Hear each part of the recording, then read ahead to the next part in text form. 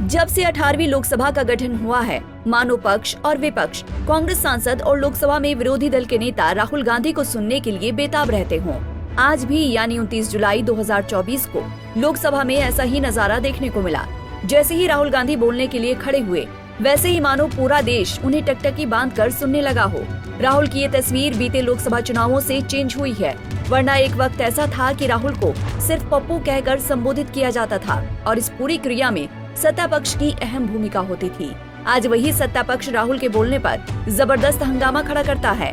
खैर, लोकसभा और राज्यसभा में जबरदस्त वाद विवाद का होना ही लोकतांत्रिक मूल्यों की सर्वोच्चतम प्रतिष्ठा दर्शाता है। आज जैसे ही राहुल गांधी बोलने के लिए खड़े हुए, वैसे ही उन्होंने प्रधानमंत्री नरेंद्र मोदी पर तंज कसते हुए कहा कि इस वक्त देश में डर का माहौल है जो हर जगह फैला हुआ है। मेरे दोस्त यानी विपक्षी सांसद मुस्कुरा रहे हैं, लेकिन वो भी डरे हुए हैं। बीजेपी में समस्या ये है कि सिर्फ एक ही आदमी प्रधानमंत्री बनने का सपना देख सकता है। अगर रक्षा मंत्री फैसला करते हैं कि वो पीएम बनना चाहते हैं तो समस्या खड़ी हो जाती है और डर फैल जाता है। आगे राहुल गांधी ने कहा कि मैं खुद से ये सवाल पूछ रहा था कि आखिर ये डर इतनी तेजी से क्यों फैल रहा है। बीजेपी में मेरे दोस्त, मंत्री, किसान, कार्यकर्ता और युवा डरे हुए हैं। इसके बारे में मैंने काफी ज्यादा सोचा। हजारों साल पहले हरियाणा के कुरुक्षेत्र में अभिमन्यु को 6 लोगों ने चक्रव्यूह में मारा था। चक्रव्यूह के अंदर डर होता है, हिंसा होती है और अभिमन्यु को चक्रव्यूह में फंसाकर 6 लोगों ने मारा। राहुल ने कहा कि मुझे रिसर्च करने पर पता चला कि चक्रव्यूह का दूसरा नाम होता है पद्मव्यूह, जो कमल के आकार का होता है। चक्रव्यूह कमल के फूल के आकार का होता है। 21वीं सदी में एक नया चक्रव्यूह तैयार हुआ है, जिसका चिन्ह प्रधानमंत्री नरेंद्र मोदी अपनी छाती पर लगाकर चलते हैं। ये सोचते हैं कि देश के युवा अभिमन्यु हैं। नहीं, देश के युवा अर्जुन हैं और वो बीजेपी के चक्रव्यूह को तोड़कर फेंक देंगे। सर, जो पद्मव्यूह वाले हैं उसको चक्रव्यूह को पद्मव्यूह भी कहा जाता है। सर, जो पद्मव्यूह वाले हैं इनको गलतफहमी है। ये सोचते हैं कि देश के युवा, देश के पिछड़े लोग अभिमन्यु हैं। देश के पिछड़े लोग अभिमन्यु नहीं है, अर्जुन है। और वो जो आपका चक्रव्यूह है उसको फोड़ के फेंक देंगे, फेंकने वाले हैं। चक्रव्यूह पर बात करते हुए राहुल गांधी ने एक बहुत बड़ी बात बोली। उन्होंने कहा कि बीजेपी के इस चक्रव्यूह को सेंटर में 6 लोग कंट्रोल करते हैं: नरेंद्र मोदी, अमित शाह, मोहन भागवत, अजीत डोभाल, अंबानी और अडानी। राहुल ने जैसे ही अडानी और अंबानी का नाम लिया, वैसे ही लोकसभा में जबरदस्त हंगामा देखने को मिला। लोकसभा स्पीकर ओम बिरला ने राहुल गांधी को टोका और कहा, आपके उपनेता मुझे लिखित में देकर गए हैं कि जो सदस्य इस सदन का हिस्सा नहीं है उनका नाम नहीं लिया जाए।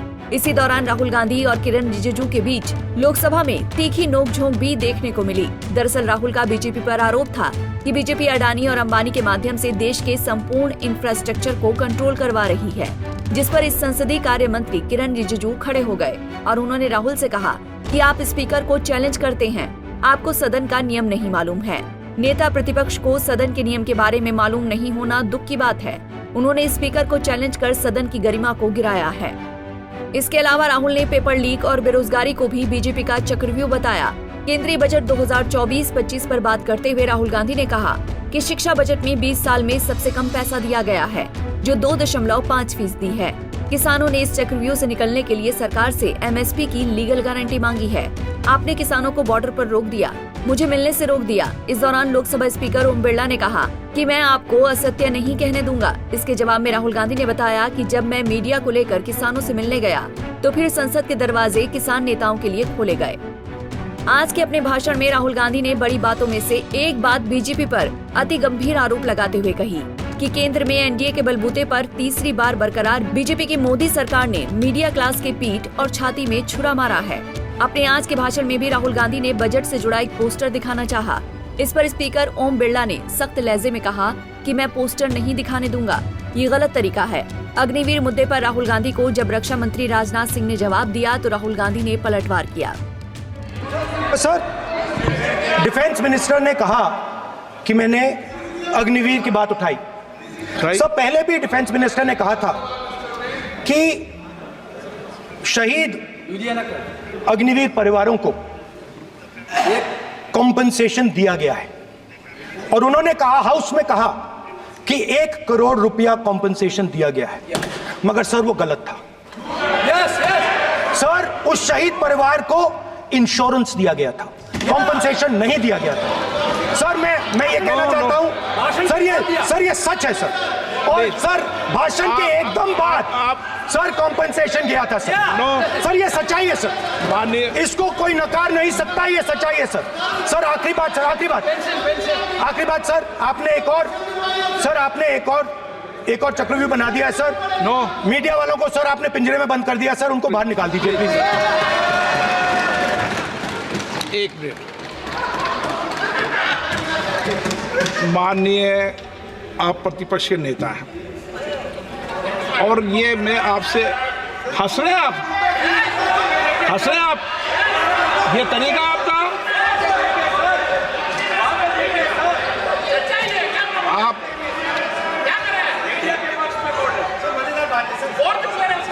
बैठे बैठे टिप्पणी नहीं करें।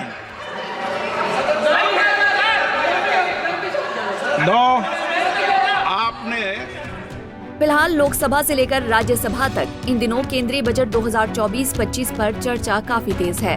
विपक्ष एक तरफ जहां इस बजट को बीजेपी द्वारा उसके सहयोगियों को खुश करने वाला बजट बता रहा है, तो वहीं सत्ता पक्ष का कहना है कि उसने इस बजट में सभी वर्गों का ध्यान रखा है।